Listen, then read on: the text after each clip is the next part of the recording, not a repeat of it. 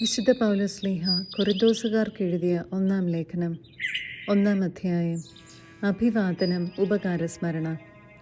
യേശുക്രിസ്തുവിൻ്റെ അപ്പസ്തോലനായി ദൈവഹിതാനുസരണം വിളിക്കപ്പെട്ട പൗലോസും സഹോദരൻ സൊസ്തെനസും കൊരിന്തോസിലുള്ള ദൈവത്തിൻ്റെ സഭയ്ക്ക് എഴുതുന്നത്. യേശുക്രിസ്തുവിൽ വിശുദ്ധരായവർക്കും വിശുദ്ധരാകാൻ വിളിക്കപ്പെട്ടവർക്കും നമ്മുടെ കർത്താവായ യേശുക്രിസ്തുവിൻ്റെ നാമം എല്ലായിടത്തും വിളിച്ചപേക്ഷിക്കുന്ന എല്ലാവർക്കും നമ്മുടെ പിതാവായ ദൈവത്തിൽ നിന്നും കർത്താവായ യേശുക്രിസ്തുവിൽ നിന്നും കൃപയും സമാധാനവും. യേശുക്രിസ്തുവിൽ നിങ്ങൾക്ക് കൈവന്ന ദൈവകൃപയ്ക്ക് ഞാൻ നിങ്ങളെ പ്രതി ദൈവത്തിന് സദാ നന്ദി പറയുന്നു. എന്തുകൊണ്ടെന്നാൽ അവിടുന്ന് എല്ലാ വിധത്തിലും, പ്രത്യേകിച്ച് വചനത്തിലും വിജ്ഞാനത്തിലും നിങ്ങളെ സമ്പന്നരാക്കി. ക്രിസ്തുവിനെ പറ്റിയുള്ള സാക്ഷ്യം നിങ്ങളിൽ ഉറപ്പിക്കപ്പെട്ടതിൻ്റെ ഫലമായി നമ്മുടെ കർത്താവായ യേശുക്രിസ്തുവിൻ്റെ വെളിപാട് കാത്തിരിക്കുന്ന നിങ്ങൾക്ക് യാതൊരു ആത്മീയ ദാനത്തിൻ്റെയും കുറവില്ല. നമ്മുടെ കർത്താവായ യേശുക്രിസ്തുവിൻ്റെ ദിനത്തിൽ നിങ്ങൾ കുറ്റമില്ലാത്തവരായിരിക്കേണ്ടതിന് അവസാനം വരെ അവിടുന്ന് നിങ്ങളെ പരിപാലിക്കും. തൻ്റെ പുത്രനും നമ്മുടെ കർത്താവുമായ യേശുക്രിസ്തുവിൻ്റെ സഹവാസത്തിലേക്ക് നിങ്ങളെ വിളിച്ച ദൈവം വിശ്വസ്തനാണ്. വിശ്വാസികൾക്കിടയിൽ ഭിന്നത. സഹോദരരെ, നിങ്ങളെല്ലാവരും സ്വരച്ചേർച്ചയോടും ഐക്യത്തോടും ഏക മനസ്സോടും ഏക അഭിപ്രായത്തോടും കൂടെ വർത്തിക്കണമെന്ന് നമ്മുടെ കർത്താവായ യേശുക്രിസ്തുവിൻ്റെ നാമത്തിൽ ഞാൻ നിങ്ങളോട് അഭ്യർത്ഥിക്കുന്നു. എൻ്റെ സഹോദരരെ, നിങ്ങളുടെ ഇടയിൽ തർക്കങ്ങളുണ്ടെന്ന് ക്ലോയയുടെ ബന്ധുക്കൾ എന്നെ അറിയിച്ചിരിക്കുന്നു. ഞാൻ പൗലോസിൻ്റേതാണ്, ഞാൻ അപ്പോളോസിൻ്റേതാണ്, ഞാൻ കേപ്പായുടേതാണ്, ഞാൻ ക്രിസ്തുവിൻ്റേതാണ് എന്നിങ്ങനെ നിങ്ങൾ ഓരോരുത്തരും പറയുന്നതിനെയാണ് ഞാൻ ഉദ്ദേശിക്കുന്നത്. ക്രിസ്തു വിഭജിക്കപ്പെട്ടിരിക്കുന്നുവോ? നിങ്ങൾക്ക് വേണ്ടി ക്രൂശിതനായത് പൗലോസാണോ? പൗലോസിൻ്റെ നാമത്തിലാണോ നിങ്ങൾ ജ്ഞാനസ്നാനം സ്വീകരിച്ചത്? ക്രിസ്പോസിനെയും ഗായൂസിനെയും അല്ലാതെ നിങ്ങളിൽ മറ്റാരെയും ഞാൻ ജ്ഞാനസ്നാനപ്പെടുത്തിയിട്ടില്ല എന്നതിൽ ദൈവത്തിന് നന്ദി പറയുന്നു. അതുകൊണ്ട് എൻ്റെ നാമത്തിൽ സ്നാനം സ്വീകരിച്ചു എന്ന് പറയാൻ നിങ്ങളിൽ ആർക്കും സാധിക്കുകയില്ല. സ്തേഫാനോസിൻ്റെ കുടുംബത്തെ കൂടി ഞാൻ സ്നാനപ്പെടുത്തിയിട്ടുണ്ട്. അതല്ലാതെ മറ്റാരെയെങ്കിലും ഞാൻ സ്നാനപ്പെടുത്തിയിട്ടുണ്ടോ എന്ന് അറിഞ്ഞുകൂടാ. എന്തെന്നാൽ ക്രിസ്തു എന്നെ അയച്ചത് സ്നാനം നൽകുവാനല്ല, സുവിശേഷം പ്രസംഗിക്കാനാണ്. എന്നാൽ വാഗ്വിലാസത്തോടെയല്ല. ആയിരുന്നെങ്കിൽ ക്രിസ്തുവിൻ്റെ കുരിശ് വ്യർത്ഥമാകുമായിരുന്നു. കുരിശിൻ്റെ ഭോഷത്വം. നാശത്തിലൂടെ ചരിക്കുന്നവർക്ക് കുരിശിൻ്റെ വചനം ഭോഷത്വമാണ്. രക്ഷയിലൂടെ ചരിക്കുന്ന നമുക്കോ അത് ദൈവത്തിൻ്റെ ശക്തിയത്രേ. വിജ്ഞാനികളുടെ വിജ്ഞാനം ഞാൻ നശിപ്പിക്കും, വിവേകികളുടെ വിവേകം ഞാൻ നിഷ്ഫലമാക്കും എന്ന് എഴുതപ്പെട്ടിരിക്കുന്നുവല്ലോ. വിജ്ഞാനി എവിടെ? നിയമജ്ഞൻ എവിടെ? ഈ യുഗത്തിൻ്റെ താർക്കികൻ എവിടെ? ലൗകിക വിജ്ഞാനത്തെ ദൈവം ഭോഷത്വമാക്കിയില്ലയോ? ദൈവത്തിൻ്റെ ജ്ഞാനത്തിൽ ലോകം ലൗകിക വിജ്ഞാനത്താൽ അവിടുത്തെ അറിഞ്ഞില്ല. തന്മൂലം വിശ്വസിക്കുന്നവരെ സുവിശേഷ പ്രസംഗത്തിൻ്റെ ഭോഷത്വം വഴി രക്ഷിക്കാൻ അവിടുന്ന് തിരുമനസ്സായി. യഹൂദർ അടയാളങ്ങൾ ആവശ്യപ്പെടുന്നു, ഗ്രീക്കുകാർ വിജ്ഞാനം അന്വേഷിക്കുന്നു. ഞങ്ങളാകട്ടെ യഹൂദർക്ക് ഇടർച്ചയും വിജാതിയർക്ക് ഭോഷത്വവുമായ ക്രൂശിക്കപ്പെട്ട ക്രിസ്തുവിനെ പ്രസംഗിക്കുന്നു. വിളിക്കപ്പെട്ടവർക്ക്, യഹൂദരോ ഗ്രീക്കുകാരോ ആകട്ടെ, ക്രിസ്തു ദൈവത്തിൻ്റെ ശക്തിയും ദൈവത്തിൻ്റെ ജ്ഞാനവുമാണ്. എന്തെന്നാൽ ദൈവത്തിൻ്റെ ഭോഷത്വം മനുഷ്യരെക്കാൾ ജ്ഞാനമുള്ളതും ദൈവത്തിൻ്റെ ബലഹീനത മനുഷ്യരെക്കാൾ ശക്തവുമാണ്. സഹോദരരെ, നിങ്ങൾക്ക് ലഭിച്ചിരിക്കുന്ന ദൈവവിളിയെപ്പറ്റി തന്നെ ചിന്തിക്കുവിൻ. ലൗകിക മാനദണ്ഡമനുസരിച്ച് നിങ്ങളിൽ ബുദ്ധിമാന്മാർ അധികമില്ല, ശക്തരും കുലീനരും അധികമില്ല. എങ്കിലും വിജ്ഞാനികളെ ലജ്ജിപ്പിക്കാൻ ലോകദൃഷ്ടിയിൽ ഭോഷന്മാരായവരെ ദൈവം തിരഞ്ഞെടുത്തു. ശക്തമായവയെ ലജ്ജിപ്പിക്കാൻ ലോകദൃഷ്ടിയിൽ അശക്തമായവയെയും. നിലവിലുള്ളവയെ നശിപ്പിക്കുവാൻ വേണ്ടി ലോകദൃഷ്ടിയ നിസ്സാരങ്ങളായവയെയും അവഗണിക്കപ്പെട്ടവയെയും ഇല്ലായ്മയെ തന്നെയും ദൈവം തിരഞ്ഞെടുത്തു. ദൈവസന്നിധിയിൽ ആരും അഹങ്കരിക്കാതിരിക്കാനാണ് അവിടുന്ന് ഇങ്ങനെ ചെയ്തത്. യേശുക്രിസ്തുവിലുള്ള നിങ്ങളുടെ ജീവിതത്തിൻ്റെ ഉറവിടം അവിടുന്നാണ്. ദൈവം അവനെ നമുക്ക് ജ്ഞാനവും നീതിയും വിശുദ്ധീകരണവും പരിത്രാണവുമാക്കിയിരിക്കുന്നു. അതുകൊണ്ട് എഴുതപ്പെട്ടിരിക്കുന്നത് പോലെ അഭിമാനിക്കുന്നവൻ കർത്താവിൽ അഭിമാനിക്കട്ടെ. 2-ാം അധ്യായം. ക്രൂശിതനെ കുറിച്ചുള്ള സന്ദേശം. സഹോദരരെ, ഞാൻ നിങ്ങളുടെ അടുക്കൽ വന്നപ്പോൾ ദൈവത്തെപ്പറ്റി സാക്ഷ്യപ്പെടുത്തിയത് വാഗ്വിലാസത്താലോ വിജ്ഞാനത്താലോ അല്ല. നിങ്ങളുടെ ഇടയിലായിരുന്നപ്പോൾ യേശുക്രിസ്തുവിനെക്കുറിച്ചല്ലാതെ, അതും ക്രൂശിതനായവനെക്കുറിച്ചല്ലാതെ മറ്റൊന്നിനെക്കുറിച്ചും അറിയേണ്ടതില്ലെന്ന് ഞാൻ തീരുമാനിച്ചു. നിങ്ങളുടെ മുൻപിൽ ഞാൻ ദുർബലനും ഭയചകിതനുമായിരുന്നു.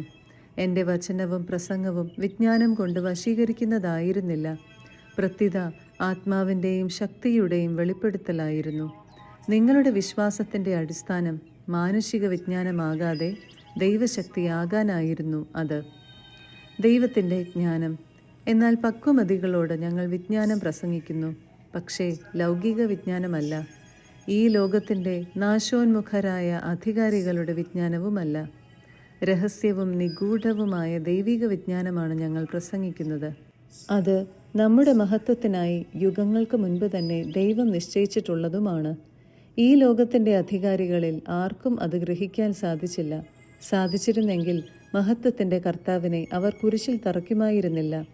എഴുതപ്പെട്ടിരിക്കുന്നത് പോലെ ദൈവം തന്നെ സ്നേഹിക്കുന്നവർക്കായി സജ്ജീകരിച്ചിരിക്കുന്നവ കണ്ണുകൾ കാണുകയോ ചെവികൾ കേൾക്കുകയോ മനുഷ്യ മനസ്സ് ഗ്രഹിക്കുകയോ ചെയ്തിട്ടില്ല.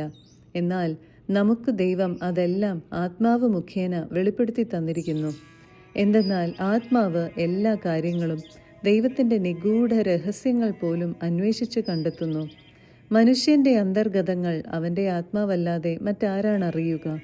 അതുപോലെ തന്നെ ദൈവത്തിൻ്റെ ചിന്തകൾ ഗ്രഹിക്കുക ദൈവാത്മാവിനല്ലാതെ മറ്റാർക്കും സാധ്യമല്ല. നാം സ്വീകരിച്ചിരിക്കുന്നത് ലോകത്തിൻ്റെ ആത്മാവിനെ അല്ല, പ്രത്യുത ദൈവം നമുക്കായി വർഷിക്കുന്ന ദാനങ്ങൾ മനസ്സിലാക്കാൻ വേണ്ടി ദൈവത്തിൻ്റെ ആത്മാവിനെയാണ്. തന്നിമിത്തം ഞങ്ങൾ ഭൗതിക വിജ്ഞാനത്തിൻ്റെ വാക്കുകളിൽ പ്രസംഗിക്കുകയല്ല, ആത്മാവ് ഞങ്ങളെ പഠിപ്പിച്ചതനുസരിച്ച് ആത്മാവിൻ്റെ ദാനങ്ങൾ പ്രാപിച്ചവർക്കു വേണ്ടി ആത്മീയ സത്യങ്ങൾ വ്യാഖ്യാനിക്കുകയാണ് ചെയ്യുന്നത്. ലൗകിക മനുഷ്യന് ദൈവാത്മാവിൻ്റെ ദാനങ്ങൾ ഭോഷത്വമാകയാൽ അവനത് സ്വീകരിക്കുന്നില്ല. ഈ ദാനങ്ങൾ ആത്മീയമായി വിവേചിക്കപ്പെടേണ്ടവയാകയാൽ അവ ഗ്രഹിക്കാനും അവന് സാധിക്കുന്നില്ല.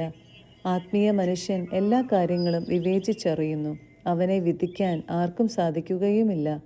കർത്താവിനെ പഠിപ്പിക്കാൻ തക്കവിധം അവിടുത്തെ മനസ്സ് അറിഞ്ഞവൻ ആരുണ്ട്? ഞങ്ങളാകട്ടെ ക്രിസ്തുവിൻ്റെ മനസ്സ് അറിയുന്നു. 3-ാം അധ്യായം. പക്വത പ്രാപിക്കാത്തവർ. സഹോദരരെ, എനിക്ക് നിങ്ങളോട് ആത്മീയ മനുഷ്യരോട് എന്നതുപോലെ സംസാരിക്കാൻ സാധിച്ചില്ല. ജഡിക മനുഷ്യരോട് എന്നതുപോലെയും ക്രിസ്തുവിനെക്കുറിച്ചുള്ള അറിവിൻ്റെ കാര്യത്തിൽ പൈതങ്ങളോട് എന്നതുപോലെയുമാണ് നിങ്ങളോട് ഞാൻ സംസാരിച്ചത്. ഗുരുവായ ഭക്ഷണം കഴിക്കാൻ ശക്തരല്ലാതിരുന്നതിനാൽ നിങ്ങൾക്ക് ഞാൻ പാൽ തന്നു. ഇപ്പോഴും നിങ്ങൾ ആ അവസ്ഥയിലാണ്. എന്തെന്നാൽ നിങ്ങളിപ്പോഴും ജഡിക മനുഷ്യർ തന്നെ.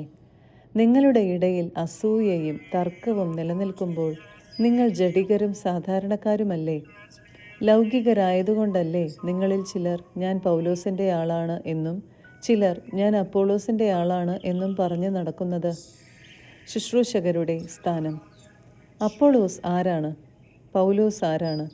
കർത്താവ് നിശ്ചയിച്ചു തന്നതനുസരിച്ച് നിങ്ങളെ വിശ്വാസത്തിലേക്ക് നയിച്ച ശുശ്രൂഷകർ മാത്രം. ഞാൻ നട്ടു, അപ്പോളോസ് നനച്ചു, എന്നാൽ ദൈവമാണ് വളർത്തിയത്.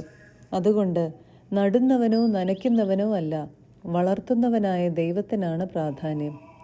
നടുന്നവനും നനയ്ക്കുന്നവനും തുല്യരാണ്. ജോലിക്ക് തക്ക കൂലി ഓരോരുത്തർക്കും ലഭിക്കും. ഞങ്ങൾ ദൈവത്തിൻ്റെ കൂട്ടുവേലക്കാരാണ്. നിങ്ങളാകട്ടെ ദൈവത്തിൻ്റെ വയലും വീടും. എനിക്ക് നൽകപ്പെട്ട ദൈവകൃപയനുസരിച്ച് ഒരു വിദഗ്ധ ശില്പിയെപ്പോലെ ഞാൻ അടിസ്ഥാനമിട്ടു. മറ്റൊരുവൻ അതിന്മേൽ പണിയുകയും ചെയ്യുന്നു. എപ്രകാരമാണ് താൻ പണിയുന്നതെന്ന് ഓരോരുത്തരും ഗൗരവപൂർവം ചിന്തിക്കട്ടെ. യേശുക്രിസ്തുവെന്ന അടിസ്ഥാനം സ്ഥാപിക്കപ്പെട്ടു കഴിഞ്ഞു. അതിനു പുറമെ മറ്റൊന്ന് സ്ഥാപിക്കാൻ ആർക്കും സാധിക്കുകയില്ല. ഈ അടിസ്ഥാനത്തിന്മേൽ ആരെങ്കിലും സ്വർണമോ വെള്ളിയോ രത്നങ്ങളോ തടിയോ പുല്ലോ വൈക്കോലോ ഉപയോഗിച്ച് പണിതാലും ഓരോരുത്തരുടെയും പണി പരസ്യമാകും. കർത്താവിൻ്റെ ദിനത്തിൽ അത് വിളംബരം ചെയ്യും. അഗ്നിയാൽ അത് വെളിവാക്കപ്പെടും. ഓരോരുത്തരുടെയും പണി ഏതു തരത്തിലുള്ളതെന്ന് അഗ്നി തെളിയിക്കുകയും ചെയ്യും. ആരുടെ പണി നിലനിൽക്കുന്നുവോ അവൻ സമ്മാനിതനാകും. ആരുടെ പണി അഗ്നിക്കിരയാകുന്നുവോ അവൻ നഷ്ടം സഹിക്കേണ്ടി വരും. എങ്കിലും അഗ്നിയിലൂടെ എന്ന വണ്ണം അവൻ രക്ഷ പ്രാപിക്കും. നിങ്ങൾ ദൈവത്തിൻ്റെ ആലയമാണെന്നും ദൈവാത്മാവ് നിങ്ങളിൽ വസിക്കുന്നുവെന്നും നിങ്ങൾ അറിയുന്നില്ലേ? ദൈവത്തിൻ്റെ ആലയം നശിപ്പിക്കുന്നവനെ ദൈവവും നശിപ്പിക്കും. എന്തെന്നാൽ ദൈവത്തിൻ്റെ ആലയം പരിശുദ്ധമാണ്. ആ ആലയം നിങ്ങൾ തന്നെ. യഥാർത്ഥ ജ്ഞാനം. ആരും ആത്മവഞ്ചന ചെയ്യാതിരിക്കട്ടെ. ആരെങ്കിലും ഈ ലോകത്തിൽ ജ്ഞാനി എന്ന് വിചാരിക്കുന്ന പക്ഷം യഥാർത്ഥ ജ്ഞാനിയാകേണ്ടതിന് തന്നെ തന്നെ ഭോഷനാക്കട്ടെ. എന്തെന്നാൽ ഈ ലോകത്തിൻ്റെ വിജ്ഞാനം ദൈവത്തിന് ഭോഷത്വമാണ്. അവൻ ബുദ്ധിശാലികളെ അവരുടെ തന്ത്രങ്ങളിൽ തന്നെ കുടുക്കുന്നുവെന്നും ബുദ്ധിശാലികളുടെ ആലോചനകൾ വ്യർത്ഥങ്ങളാണെന്ന് കർത്താവ് അറിയുന്നുവെന്നും എഴുതപ്പെട്ടിരിക്കുന്നു. അതിനാൽ മനുഷ്യരുടെ പേരിൽ നിങ്ങൾ അഭിമാനിക്കേണ്ട. എല്ലാം നിങ്ങളുടെ സ്വന്തമാണ്. പൗലോസും അപ്പോളോസും കേപ്പായും ലോകവും ജീവനും മരണവും ഇപ്പോഴുള്ളവയും ഉണ്ടാകാനിരിക്കുന്നവയും എല്ലാം നിങ്ങളുടേത് തന്നെ. നിങ്ങളാകട്ടെ ക്രിസ്തുവിൻ്റേതും ക്രിസ്തു ദൈവത്തിൻ്റേതും. 4-ാം അധ്യായം. ക്രിസ്തുവിൻ്റെ അപ്പസ്തോലന്മാർ. ക്രിസ്തുവിൻ്റെ ദാസന്മാരും ദൈവരഹസ്യങ്ങളുടെ കാര്യസ്ഥന്മാരുമായിട്ടാണ് ഞങ്ങളെ പരിഗണിക്കേണ്ടത്. കാര്യസ്ഥന്മാർക്ക് വിശ്വസ്തത കൂടിയേ തീരൂ. നിങ്ങളോ ഏതെങ്കിലും ന്യായാസനമോ എന്നെ വിചാരണ ചെയ്യുന്നെങ്കിൽ അത് ഞാൻ കാര്യമാക്കുന്നില്ല. ഞാനും എന്നെ വിധിക്കുന്നില്ല. ഞാൻ ഏതെങ്കിലും തരത്തിൽ കുറ്റക്കാരനാണെന്ന് എനിക്ക് ബോധ്യമില്ല. എന്നാൽ അതുകൊണ്ട് മാത്രം ഞാൻ നീതീകരിക്കപ്പെട്ടുവെന്ന അർത്ഥമില്ല. എന്നെ വിധിക്കുന്നവൻ കർത്താവാണ്. അതിനാൽ മുൻകൂട്ടി നിങ്ങൾ വിധി പ്രസ്താവിക്കരുത്. കർത്താവ് വരുന്നതുവരെ കാത്തിരിക്കുവിൻ. അന്ധകാരത്തിൽ മറഞ്ഞിരിക്കുന്നവയെ വെളിച്ചത്ത് കൊണ്ടുവരുന്നവനും ഹൃദയ രഹസ്യങ്ങൾ വെളിപ്പെടുത്തുന്നവനും അവനാണല്ലോ. അപ്പോൾ ഓരോരുത്തർക്കും ദൈവത്തിൽ നിന്ന് പ്രശംസ ലഭിക്കും. സഹോദരരെ, ഇക്കാര്യങ്ങളിൽ എന്നെയും അപ്പോളോസിനെയും ഞാൻ ഉദാഹരണമാക്കിയത് നിങ്ങളെ പ്രതിയാണ്. എഴുതപ്പെട്ടിരിക്കുന്നവയെ അതിലംഘിക്കാതിരിക്കാൻ നിങ്ങൾ ഞങ്ങളിൽ നിന്ന് പഠിക്കണമെന്നും ഓരോരുത്തരുടെയും പക്ഷം പിടിച്ച് മറ്റുള്ളവർക്കെതിരായി ആരും അഹംഭാവം നടിക്കരുതെന്നും ഞങ്ങൾ ആഗ്രഹിക്കുന്നു. നിനക്ക് എന്ത് പ്രത്യേക മാഹാത്മ്യമാണുള്ളത്? ദാനമായി ലഭിച്ചതല്ലാതെ നിനക്ക് എന്തുണ്ട്? എല്ലാം ദാനമായിരിക്കെ ദാനമല്ല എന്ന മട്ടിൽ എന്തിനു നീ അഹങ്കരിക്കുന്നു? ഇപ്പോൾ നിങ്ങളെല്ലാം തികഞ്ഞവരായെന്നോ, നിങ്ങൾ സമ്പന്നരായെന്നോ, ഞങ്ങളെ കൂടാതെ നിങ്ങൾ ഭരണം നടത്തി വരുന്നെന്നോ? ഞങ്ങളും പങ്കാളികളാകത്തക്ക വിധം നിങ്ങൾ ഭരിച്ചിരുന്നെങ്കിൽ ദൈവം അപ്പസ്തോലന്മാരായ ഞങ്ങളെ മരണത്തിന് വിധിക്കപ്പെട്ടവരെ പോലെ ഏറ്റവും അവസാനത്തെ നിരയിൽ പ്രദർശിപ്പിച്ചിരിക്കുന്നുവെന്ന് ഞാൻ വിചാരിക്കുന്നു. കാരണം ഞങ്ങൾ ലോകത്തിനും ദൂതന്മാർക്കും മനുഷ്യർക്കും പ്രദർശന വസ്തുക്കളായി തീർന്നിരിക്കുന്നു.